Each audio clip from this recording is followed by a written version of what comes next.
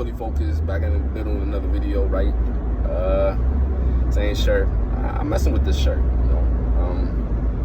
always try to find a style that you like and then and fit it, Don't care what anybody else thinks, as long as you think you like it, rock it.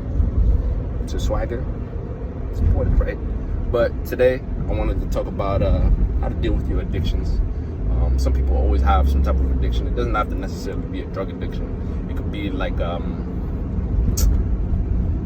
let's say, some type of mental addiction towards, I say, somebody's attention or relationship or something like that. Because it's cool. It's cool and all, It's cool and all, to enjoy something, right? Something that gets your dopamine going or something like that. But overdosing on that is a bit too much, and it won't necessarily be good for your overall health, right? When you are becoming the best version of yourself, right? There's always remember, with everything there should be a limit. That when you have too much of something, it's not a good thing, and that applies to anything in your life.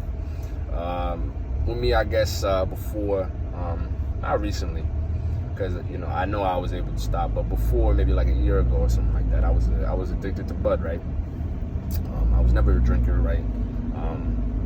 I knew I had a problem because I was in a dark state, right? People passed. You have your insecurities taking over yourself, right? And you let that get the best of you. I feel like in that, with every great person, they always have, they hit rock bottom, right? Rock bottom is like the best. Obviously it's not the best feeling, because you are suffering, through some type of trauma, but it could be physical, mental, spiritual, right?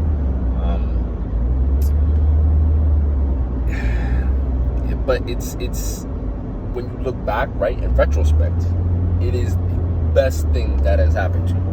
It is the best thing. Why? Because that, when you hit rock bottom, that's sort of your wall. Always remember that your rock bottom is your wall. That's always subjective. It doesn't matter if you're homeless, or it doesn't matter if you got kicked out of school or something like that. I'm not here to judge, because everybody's rock bottom is tough. You know what I'm saying? People try to compare their rock bottom. Oh, I had it worse. Or I had it. It's not. Life is not a comparison game. Life is just you're in with your own path, right? So, the number one thing that I thought of, when I was doing it, I remember when I was at my place, during school, right? This was during COVID. Pretty much everybody was isolated and all that type of stuff. My grandma passed, right? That was my first major loss, and my first loved one. Literally somebody that raised me, and I wasn't meant. It took me a lot longer, I guess, because of the environment I grew in, where I didn't have, I wasn't mentally as mature as I was now, where I wanted to go. I always had that, but I never had the full potential. And now where I'm at, I'm always hungry to get more knowledge, right? But before I wasn't ready. I wasn't ready. I was becoming, what I am today, and then what I want to be. But I wasn't ready, and it just reminded me, when I was in my bed, right, alone, I was crying. I cried, I literally heard demons. This is something that I'm not kidding with y'all. I heard my own demons, right? And people whispering in my ear.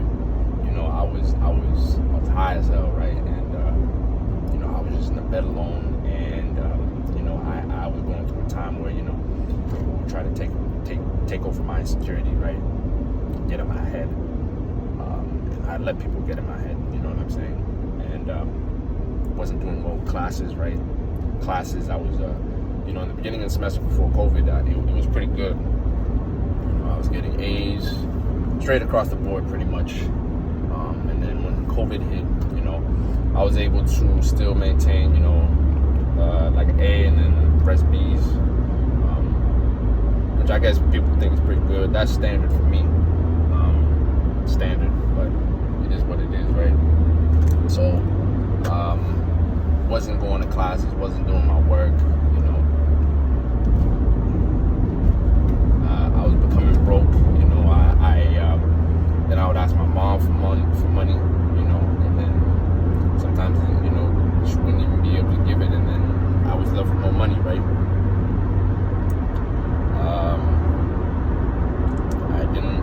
I had a beat down car that didn't really know how to start, or that didn't really not know how to start. That didn't work. It didn't start, right? This is when my trust issues developed the peak. You know, I still have that. I'm working on that, but it's good that I have it now. But my trust issues, I wasn't able to trust anybody because everybody was trying to make it seem like they were angels, and then point and sputter and blame everybody else within my sphere of influence, right? My circle of influence. I just remember that rock bottom, that moment when I knew, you know, I could have possibly just dropped out of school, take off the face of the earth. You know, I was suicidal at that point as well. My ex, I guess, I knew had sex with another man, and at the time I wasn't, you know, I was in more of a jealous state, right? Now I know, you know, to think I'm only in my own lane. You know, if I do like a chick and then I notice like another guy's feeling the chick, and maybe the chick is, you know, giving that other guy attention, I know it's not worth my time, you know, to pay attention, to give a fuck, or you know, I know that, you know, I got other options now if that don't work.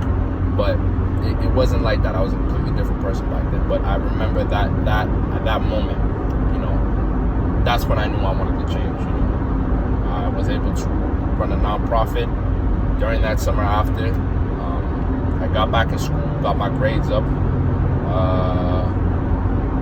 got up off my ass, able to create a couple businesses, help people get established, finally establish my network, you know, legitimize it. Got an internship, co-op over here in Northern Mass, and then it was my drive and my motive. You know, throughout my life, I knew I never wanted to take it serious, and then, you know, that's what helped me within my addiction. It takes 21 days, right, to create a habit, right? So within 21 days, I took it step by step. I said, hey, this time I'll get up off my ass, and then I'll try to, you know, do something, you know. So I would spend maybe 3 a.m., 7 a.m. be planning events within, you know, the nonprofit organization, right?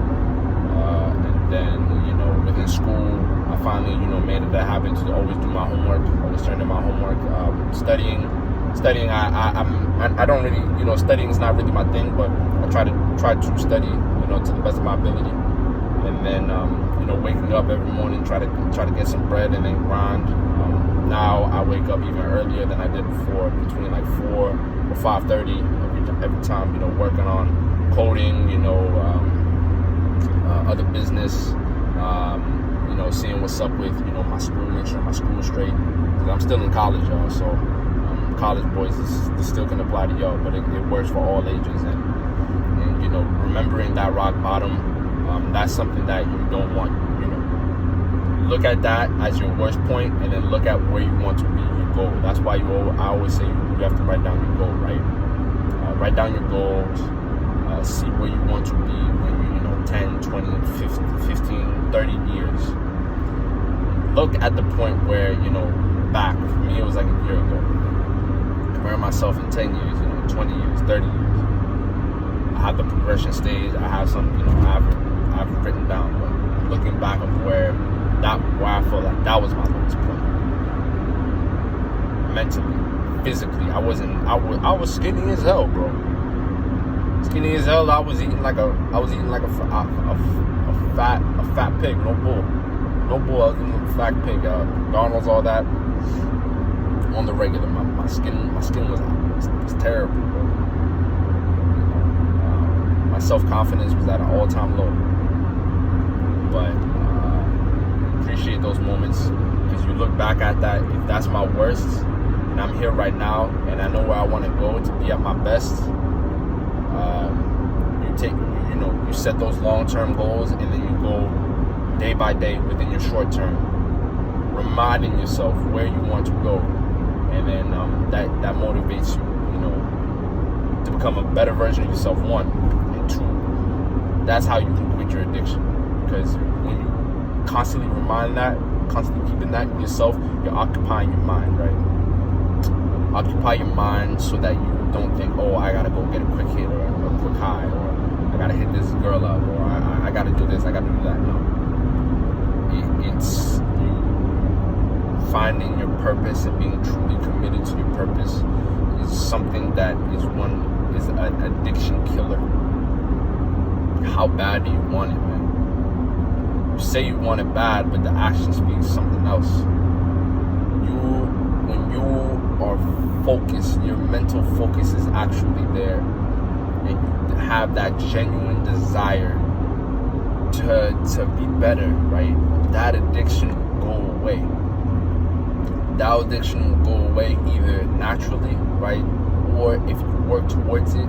Remember that 21 days to make a habit. It will take 21 days, maybe even more, to get out of that slump, depending on how bad it was. But when you get out of that little slump, you see a little sunshine, bro.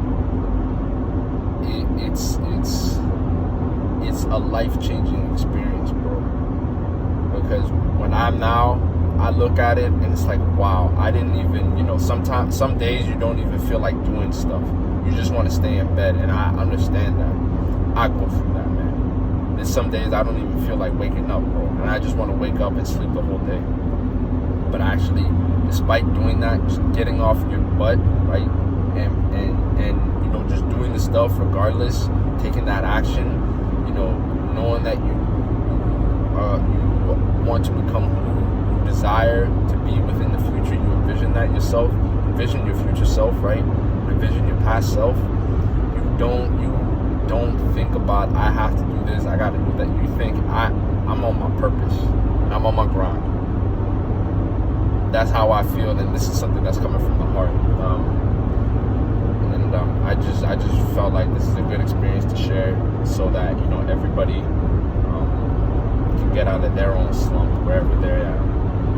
But so that's the video with me today. We always want to get 0.1% better, become the best version of ourselves, right? So we always stay fully focused and stay towards our goals. So that's the video, y'all. Tune in, subscribe, like, comment. I'll catch y'all then. All right, peace.